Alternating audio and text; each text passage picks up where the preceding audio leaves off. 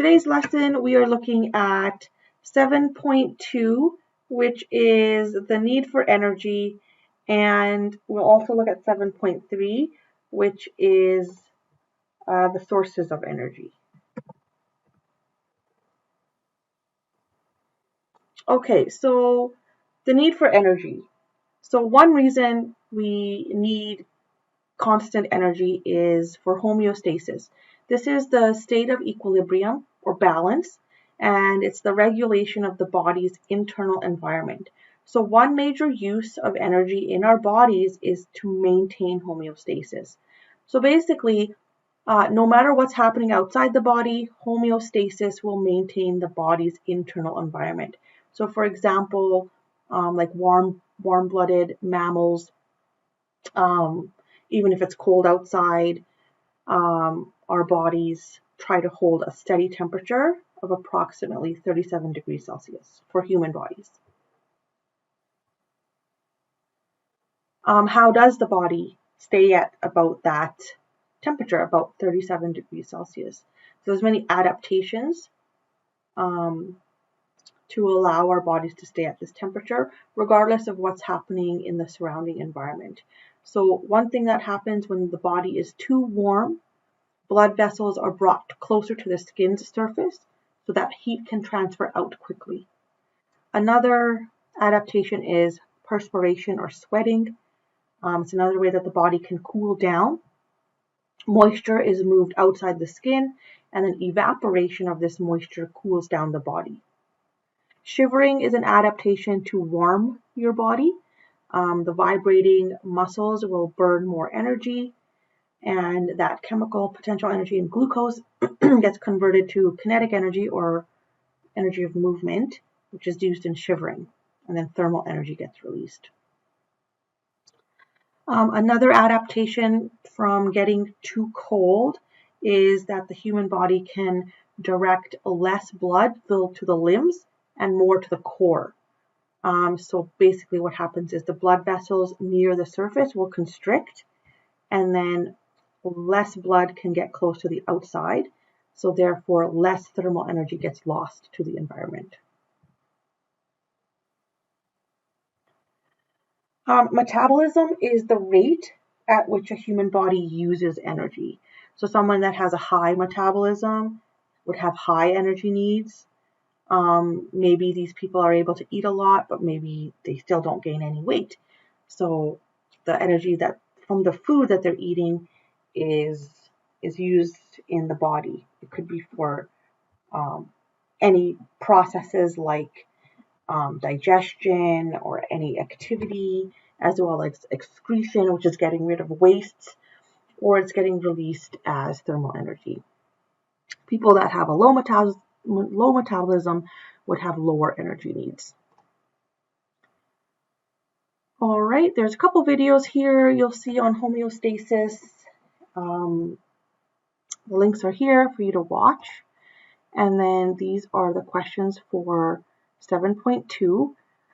There's another activity for you to try as well on page 124.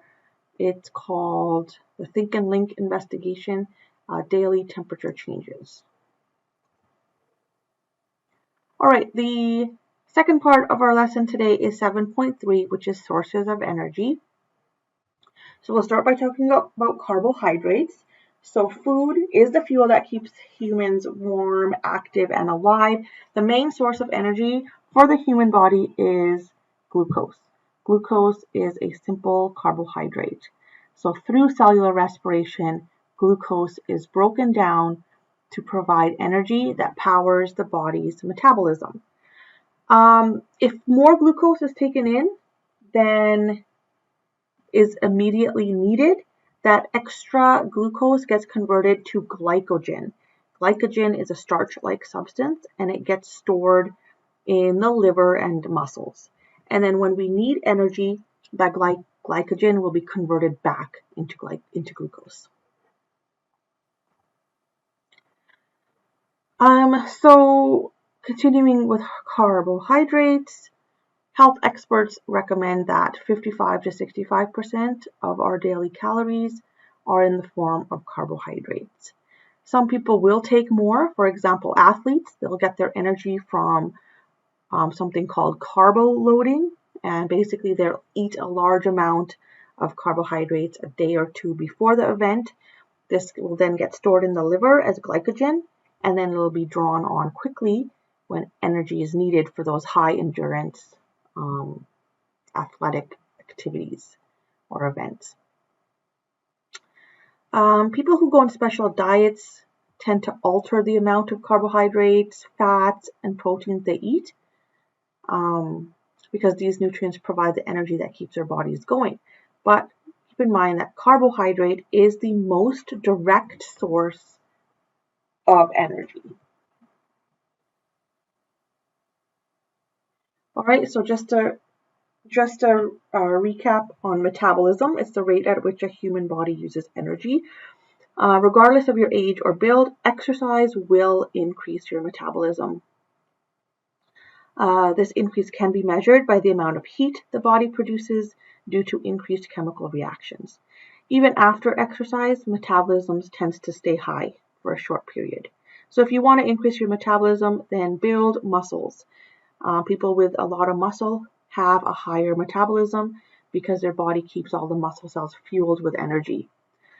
So keeping muscles ready to work requires energy, so it means your body uses more energy. So it's another way of saying that you have higher metabolism. Next is fat. There when you need it. So we need body fats for example, insulating our bodies, insulating our internal organs. Fats are needed to conserve energy, and they're also used as a source of energy. So when carbohydrate stores of energy run low, the body turns to fat to power its activities. Kilogram for kilogram, fat delivers almost twice as much energy as carbohydrates do. Two kinds of fats. So fats are grouped into two categories. There's saturated fats. So these kind of fats come from animals and some oils. Saturated fats are associated with an increased risk of heart disease. Unsaturated fats come mostly from plants. For example, vegetable oils such as canola oil and olive oil. These kind of fats are associated with reducing the risk of heart disease. It is recommended that we have a fat intake of less than 30% of our daily calorie intake. And also it's recommended that saturated fats are replaced with unsaturated where possible. A fact about sugar: North Americans eat their own weight in sugar every year. Excess sugar gets stored in the liver, and if sugar intake continues at a high rate, that sugar does get converted into fat. And next is protein, the last choice. 1 gram of protein contains the same energy as 1 gram of carbohydrate, but it is harder for the body to break it down to release the energy, so it does take longer. So the body uses protein as an energy source only when there is little carbohydrate or fat left. Proteins provide about the same energy per kilogram as carbohydrates, and about half the energy provided by fats. All right, our body tissue and muscles are made of protein.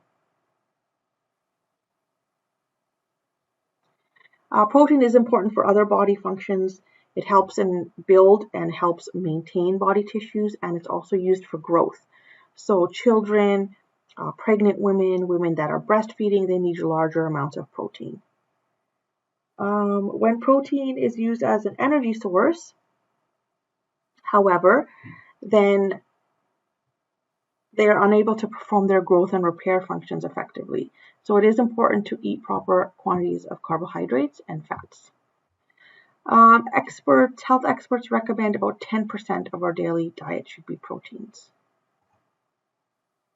Proteins are also building blocks of our physical body. So again, you can eat meats as well as other protein-rich foods. Most meat contains protein, And again, protein is necessary for growth and cell repair. Vegetarians that don't eat meat, they have to make sure that the fruits and vegetables that they are eating provide them with essential protein material. Extreme diets. So some individuals go on these extreme diets that can lead to health problems, severely limiting food intake because of an eating disorder or to keep their weight down. It's common in careers like modeling, sports like figure skating and gymnastics. The effects on the health and development of these people is similar to those experienced by young people living in countries where food is very, very scarce.